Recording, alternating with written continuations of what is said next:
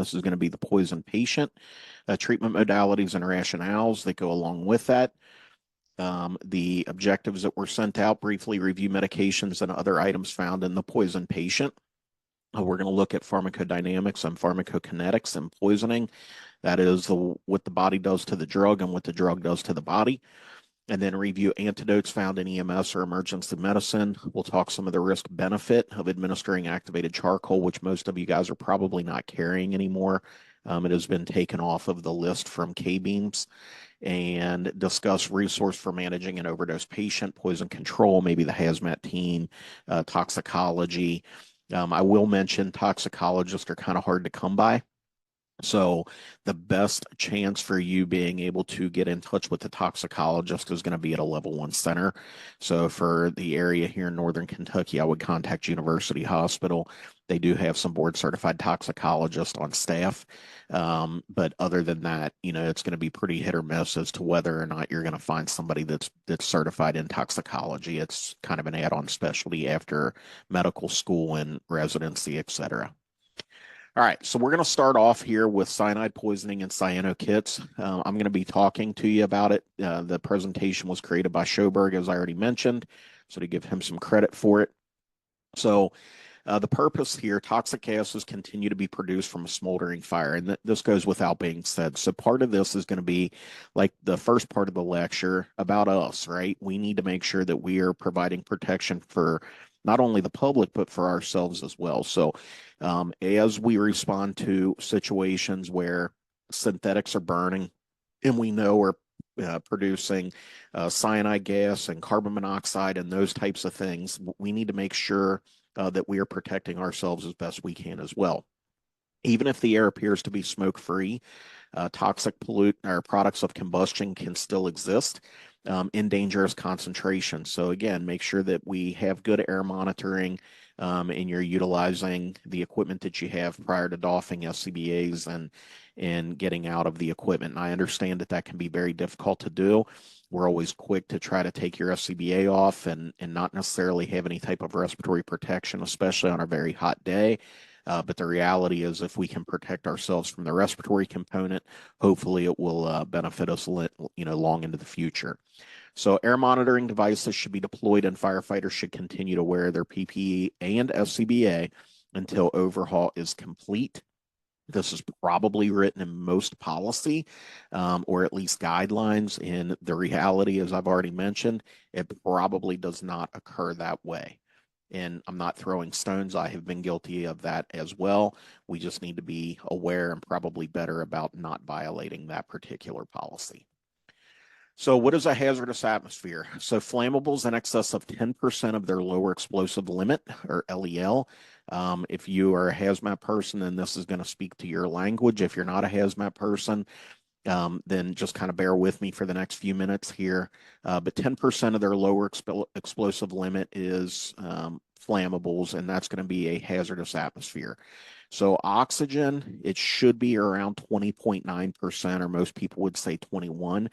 If we have oxygen concentrations less than 19.5 or greater than 23.5, it impacts ability to carry the oxygen. So hazardous atmospheres, obviously, if it's less than 19.5, there's not enough oxygen there. So we're not going to be able to pick it up and utilize that through normal products of respiration and ventilation. And then any other condition that is considered an IDLH, and that's immediately dangerous to life and health. So you'll hear that referred to in like a hazmat perspective or whatever, an IDLH environment. And that's just an environment that could be immediately dangerous to your life or to your health. So what's in the air? So we talk about air monitoring, and we need to pick up on whether or not we should be able to doff SCBAs, et cetera. But what is in the air? So some of the things that are airborne that we should maybe be at least familiar with or concerned with: carbon monoxide and carbon dioxide. So mono means one. So when we are looking at this from a chemical breakdown, and I'm only bringing this up because I hear it on the radio all the time, individuals will get dispatched, and that's one thing that's coming from dispatch.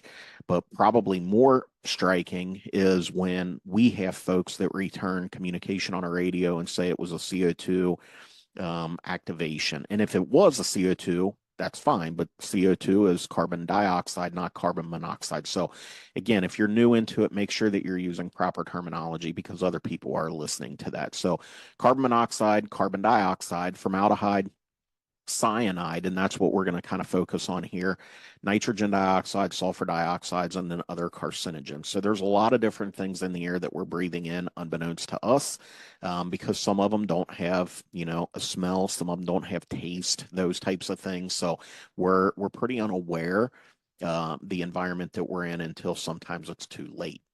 So how do they get in? Obviously, a pretty elementary depiction here, but we can either breathe them in or they can be absorbed through the skin, especially on a very hot day when all of your vessels are kind of dilated out and you are perspiring.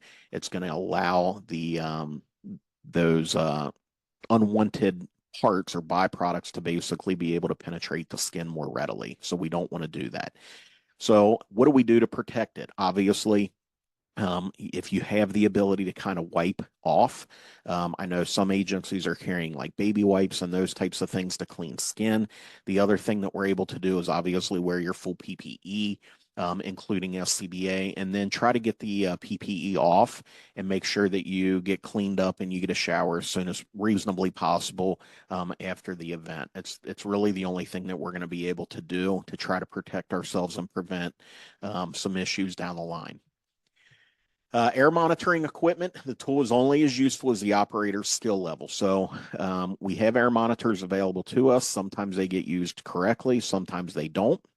So I would encourage you to be familiar with the type of detectors that you are using and what the information is telling you. So instrument response time. So the operator should know how long it's going to take for the device to obtain a sample. So you can't necessarily just turn a device on and allow it to calibrate and then walk through a 2,000 square foot house and do it in 30 seconds and expect that you're going to get really good results. So make sure that you understand how long it's going to take for the pump to pull the sample in and then to give you some sort of a readout. Not knowing the information may result in false negatives. So exactly what we just talked about. You walk through the house and, there's nothing in here. We didn't get anything on our monitor, but the reality is you didn't allow the machine an appropriate amount of time to do the sampling that needed to be done. And then always make sure that your machines are calibrated based on the manufacturer's recommendation. The departments that I have been a part of have kind of had one person that is responsible for that, just so that they know it is getting done, and then everybody else just benefits from that person's added workload. So that individual comes in, they make sure that things are calibrated, they'll buy new sensors if a sensor goes bad, etc. And then the machine gets put back in service, and the rest of us are just responsible for making sure that the thing actually operates and the batteries are charged. So what's normal? To find normal, you got to know abnormal. And this goes across the board with everything. So I've kind of referenced a few times. If you're new into this, if you're getting ready to take a national registry or a school test, if you know normal, you can always work backwards and figure out the abnormal. So I can't stress this concept enough. In order to know normal, in order to know abnormal, you have to know what normal is. So in order to know normal air, we would know that it's 20.9% oxygen, 78.1% nitrogen, and then 1% other constituent parts. If you have any deviation from that, it is considered abnormal. And what happens is you may turn that device on, and we'll look at a device here in just a second, your monitoring device. You may turn that on and it's saying that it's not 20.9%, but it's 19%. Don't have the mindset of, okay, well, that's going to be close enough. 19% oxygen and 20.9% oxygen are two completely different things. And you may be in an environment that is oxygen deprived, and you are unknowingly going into that because you don't see it, you don't smell it, you can't taste it. It's just an oxygen depleted environment, and our machine is telling us that, but we're not registering that in our brain. So make sure you know normal and abnormal, and use the information that is printing out on your device. So how do we monitor the air? So here's a couple different devices. These are both MSA manufactured. These are devices that we have available to us, single gas monitors and then a multi-gas monitor. So the point here is they look pretty similar for the most part. They have a couple buttons, they have an LED screen, they have an on and an off, but they do two completely different things. So this monitor here on the left is a single gas monitor. It is only looking at hydrogen cyanide, which is HCN. So if we think that we have a cyanide type situation, this would be a good gas detector to get, and it's a single gas monitor. If you're looking at the other one, this is a multi-gas monitor, and it will have 4 different gases depending on the manufacturer and the type of machine that you get. This 4-gas monitor in particular is looking at 4 things, okay? It's looking at the lower explosive limit, and it registers at that 10%. It's got an oxygen sensor, so it's looking at your oxygen, and you can see here in the picture, it's 20.8. It's looking at CO, which is carbon monoxide, and then it's looking at H2S, which is hydrogen sulfide. So sewer type gases, those types of things, if you had a confined space, you would want to know like hydrogen cyanide. So again, just be familiar. You can't turn on this hydrogen cyanide and drop it into a manhole and then send people down there. Yeah, it might tell you that you don't have hydrogen cyanide, but it doesn't tell you anything about your oxygen concentration, and it doesn't tell you anything about the hydrogen sulfide that you're actually looking for. So please be familiar with the type of equipment that you are using, and if you're not, make sure that somebody gives a little bit of a refresher on that material. All right. So let's talk about cyanide. I told you we were going to talk about cyanide specifically, and that's why we have the gas detector up here looking at hydrogen cyanide. So what is cyanide, and how do we monitor for it? So first of all, it's got a vapor density of 0.9. That tells you that it is lighter than air. So remember, a vapor density of 1 is an equivalent to air. If it's 1.1, it's going to be heavier than air, so it's going to be closer to the ground. So anything less than a 1.0 is going to be lighter than air. So if we had a concern that there was cyanide somewhere, the chances of it being on the ground are pretty low. It's probably going to be higher. So if we are checking for cyanide, we probably need to be going above the area that we are actually checking at to see if there is cyanide present. The permissible exposure limit, it's called PEL, and that's 10 parts per million of cyanide. And these are all like OSHA and like federal type standards.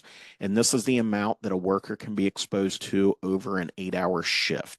So if you are in a situation where you're doing something that has a byproduct of cyanide in an 8-hour shift, the permissible exposure limit is 10 parts per million.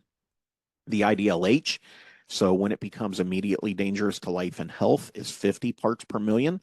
The explosive range, so it has your LEL, which is your lower, and your UEL, which is your upper, is 5.6 to 40%. So it's actually got a pretty good range there. And then the alarm will go off when you hit 10% of your LEL. And that's pretty standard, depending on if you're not familiar with what I'm talking about, maybe talk to the people that do your calibration. I think it's a pretty standard setting that your LEL will activate at 10% of the explosive limit. So again, just kind of giving you a little bit of science background on what cyanide actually is. So what are we talking about when we talk about cyanide poisoning? So it is normal to have a low or a non-toxic level of cyanide in our body, and these are produced from certain foods. Ironically enough, my wife was talking to me yesterday. She's watching Ozarks for like the 4th or 5th time, and I guess she missed it on the first couple times that she had watched it, but they were talking about the cherry pits, and they produce cyanide, and she said, I'd never heard that before. And I'm like, well, sure. I said, actually, we're going to do a talk about this tomorrow. So there are a lot of things that do contain cyanide to some extent. You can see them there, the common examples, almonds, cherry, peach pits. They do have a little bit of cyanide in them. So if you were trying to test for that, you may have a little bit of cyanide within your body. But again, these are commonly found, probably not much for us to worry about, and certainly not anything that we need to be treating. Cyanide is going to be an asphyxiant toxidrome, so you're going to have the possibility of a sudden loss of consciousness. So this goes back to make sure you're using the proper monitoring, because if the monitor starts going off and we know that we have cyanide present, then you're able to hopefully escape or retreat to a safer area. If you're using a 4-gas detector, then you're going to rely on a percentage of LEL before that machine will actually activate, because it is not looking for cyanide in particular. It's looking for hydrogen sulfide. So make sure that you are being as safe as you possibly can, and you have people with you that understand the equipment that you're using. Cyanide is 35 times more toxic than carbon monoxide. And this really becomes problematic for our first responders. So we always talk about carbon monoxide, and it has a 200 to 300 times greater affinity to the hemoglobin than that of oxygen. But the reality is cyanide is even worse. And we know that synthetic materials are going to produce cyanide gas. So put your SCBAs on, wear them until overhaul is over, or until you can verify that you do not have any of these dangerous gases present. The amounts of cyanide detected through air monitoring are dangerous and should be treated as such. So, what actually happens? So, it basically is going to decrease your body's ability to use oxygen. So if we were using the 4-gas detector, what you may see is that 20.9% is going to be reduced. It's going to tell you that there's like 17% or 18%. And that should be a big clue to you that there is something else in that air or in the atmosphere that is eliminating the ability for oxygen to be there, and it is replacing it with something else. And in this case, it's going to be cyanide. You have chemoreceptors that cause an increase in respiratory rate and ventilation. You should be familiar with the terminology of chemoreceptors, chemo meaning chemical. So these are located in the medulla oblongata, or the base of the brain. And it's going to cause your body to have an increase in your respiratory rate and ventilation. And that's just a compensatory mechanism for your body trying to figure out why you all of a sudden have a reduction in your oxygen carrying capability. Patients are going to become extremely air hungry with that increased respiratory rate, and then apnea will later progress. And the reality is they don't know why it's happening. They just know that they don't feel like they can breathe, and they can't. And it's simply because the oxygen has been displaced in the atmosphere. Cardiovascular system. The heart is going to consume the most of any of the other organs in the body as compared to weight. So on an on per gram basis, the heart is going to be the biggest hit. As the heart detects a decreased oxygen supply, the heart's going to do what it does, and that's going to be increase the heart rate, which is going to lead to even more myocardial oxygen consumption and demand, and then eventually an infarction, because we don't have the oxygen carrying capabilities at this point to benefit us. As hypoxia and shock progress, then you're going to end up going into bradycardia, and then other lethal dysrhythmias are going to be seen. It's going to look like the patient is reperfusing potentially, so they're going to have all kinds of funky ventricular ectopy, bradycardia, obviously, and then asystole and death. So what do we do for a suspected or unknown exposure? In what we have the ability to do now is the CyanoKit. Some of you may carry the CyanoKit, some of you may not.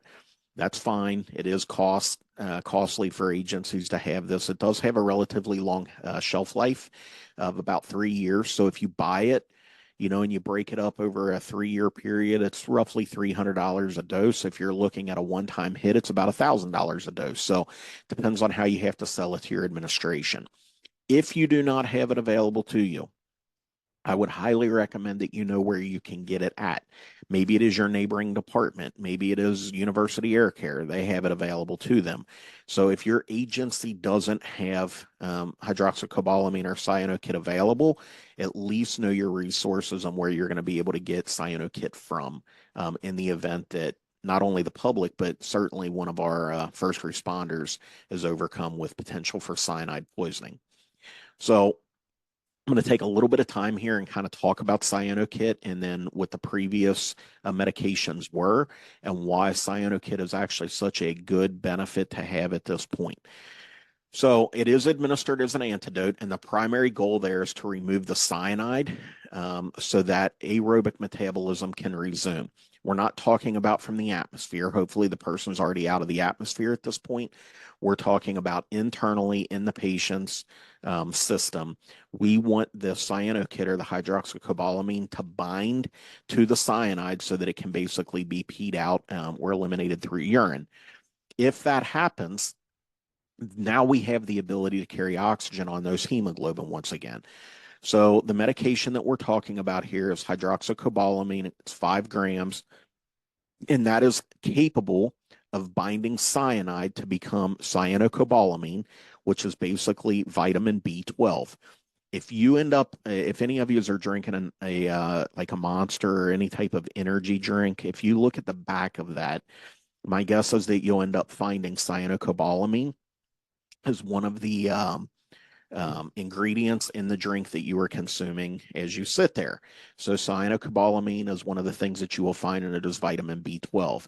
That is subsequently eliminated in the urine. The cyanide poisoning has been eliminated, and hopefully the patient has, a long, healthy life. What we used to do years ago, and for those of you that went through like the Tox Medic or were part of the hazmat Tox Medic team, we carried these medications. And this was a 3-drug combination made up of amyl nitrite, sodium nitrite, and sodium thiosulfate. These are considered older antidotes. And here's the problem with this. If the person truly had cyanide poisoning and they were administered this 3-drug combination, then you saved their life.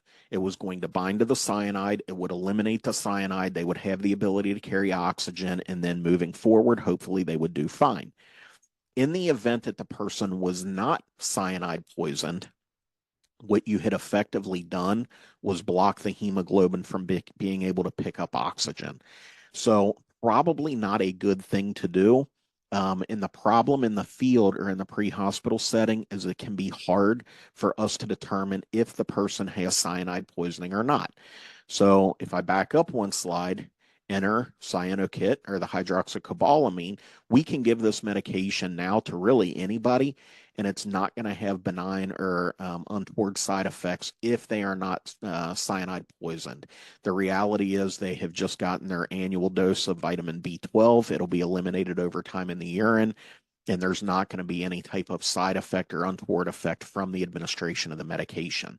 So what I'm trying to tell you, if you think that you have somebody on your scene, certainly a firefighter, a mask came off, something like that, administer the CyanoKit. It's not going to cause them any harm. They're going to get a big heaping dose of vitamin B12 all at once, but it's not going to cause them to have inability to carry oxygen on the hemoglobin.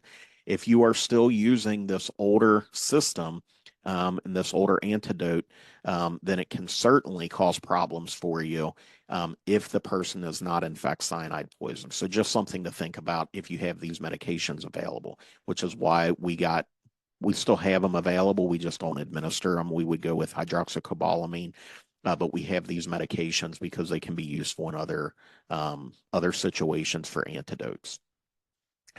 Communication with EMS, basically we're going to have to coordinate and communicate with the medical personnel, and that should be an ongoing thing. Ensure that the ambulance is available and dedicated as an ambulance on the fire scene. I think most of us are pretty good about doing that. Even when we would respond, and still in the department that I'm at now, if we're responding mutual aid for any type of fire, we always send an ambulance too. Has nothing to do with trust of the other agency or your mutual aid. It's just simply so that we know our people are going to be protected in the event that something goes sideways and we have to transport them. Knowing the agencies around your department that carry CyanoKits would be very beneficial. When I was working at Newport, they did not have it. I'm not sure if they do now, but Covington did. It was in CAR 2. Made a couple calls actually where it was utilized out of CAR 2.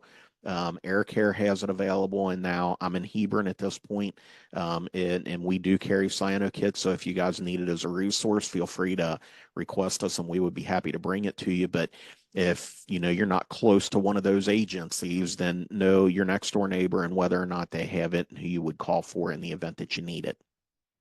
So as I already mentioned, they can be kind of cost prohibitive, upwards of $1,000 a dose. Therefore, a lot of agencies don't carry them, but it does have a 3-year shelf life. So you do get a little bit of time out of it.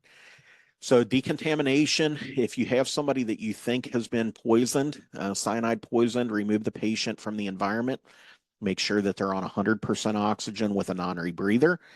Suction the airway as needed and move them to intubation if you need to do that. But as the mucosal edema worsens, obviously the airway is going to be even more difficult to obtain. From a cyanide poisoning perspective, that may or may not occur, but just be aware that the earlier you can intubate somebody and put them on 100% oxygen in one of these types of poisonings, the better off you're going to be. And then skin for patients only exposed to gas.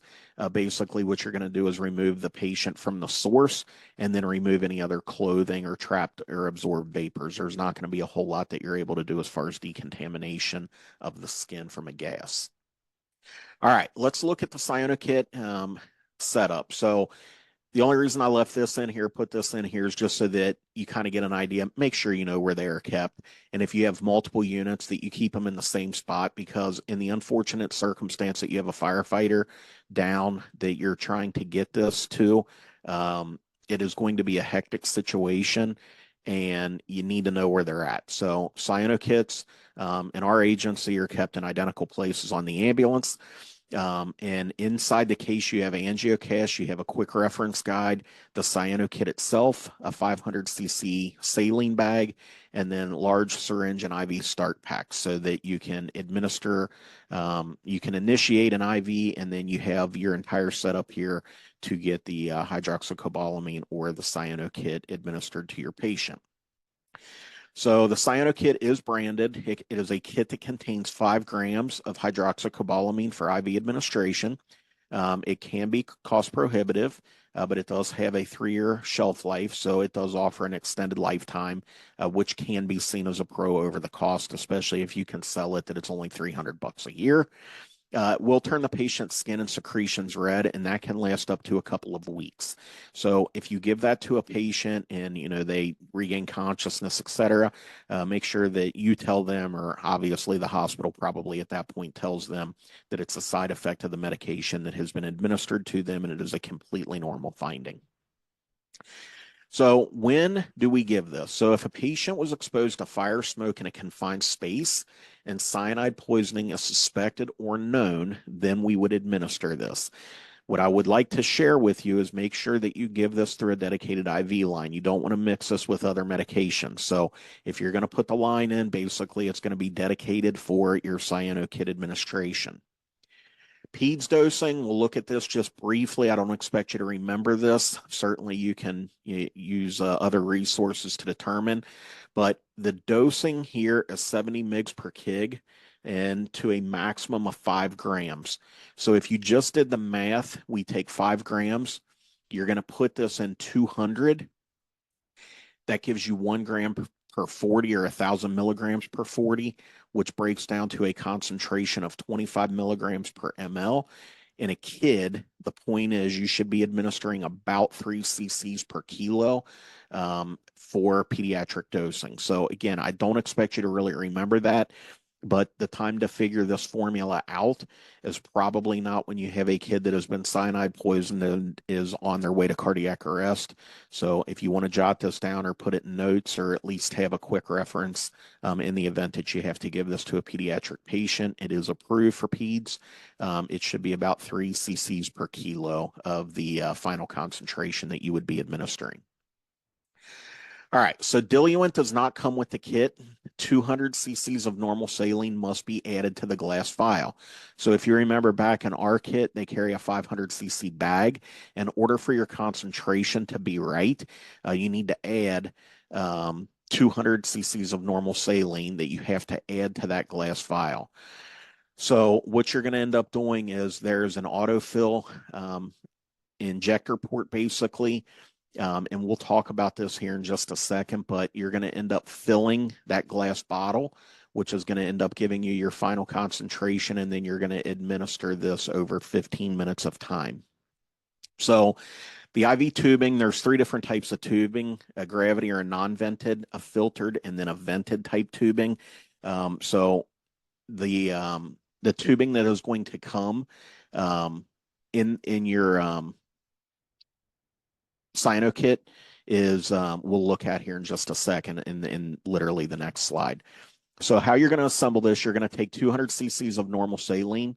You're going to put that into the glass vial via the transfer spike.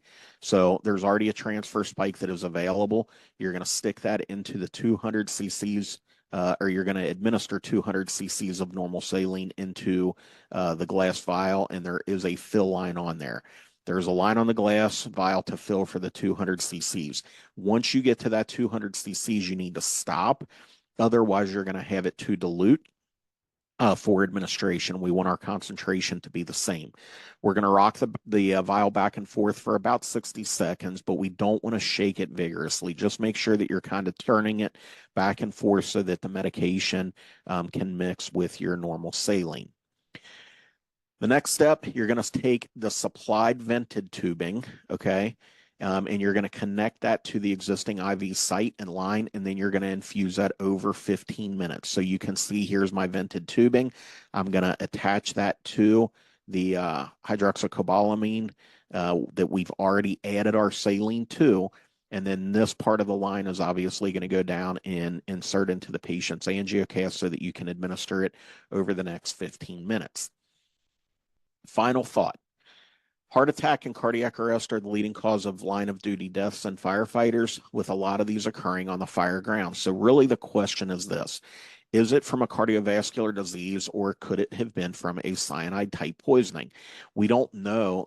Structure fires are violent situations. Did the mask come off? Did they not mask up quick enough? Was there one of those types of situations? So the point and the thought is this: especially in firefighters, if they are downed at a fire scene, administer hydroxycobalamin. Give them the medication, transport to an appropriate facility, making sure that they know that you're coming in with a firefighter and that they have been administered hydroxycobalamin, in hopes that maybe we can reverse the cyanide if that's what it is. If it is in fact a cardiovascular type situation, then maybe we're not going to be as fortunate in those situations, but we're not going to know until we do. So the only way that we can kind of rule that out is to administer the hydroxycobalamin. So just kind of final thought for you guys.